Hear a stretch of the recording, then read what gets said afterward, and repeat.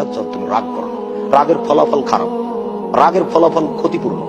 অত্র আয়াতে আল্লাহ তাআলা বলেন, যারা রাগকে দমন করতে পারে তাদের জন্য জান্নাত প্রস্তুত করা হয়েছে।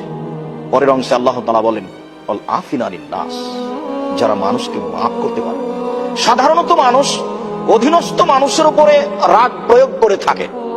মানুষ যখন তার অধীনস্থ মানুষকে মাফ করতে পারে, বা যারা ক্ষমতাশীল হওয়ার পরেও ক্ষমতা প্রয়োগ করে না, মাফ করে দেয়, এদের জন্য আল্লাহ তাআলা জান্নাত প্রস্তুত করে রেখেছেন। সম্মানিত মসজিদের মুসাল্লি, অত্র আয়াতে আল্লাহ তাআলা জান্নাত প্রস্তুত করে রেখেছেন যেসব মানুষের জন্য, সেসব মানুষের 3টি গুণের কথা বলেছেন।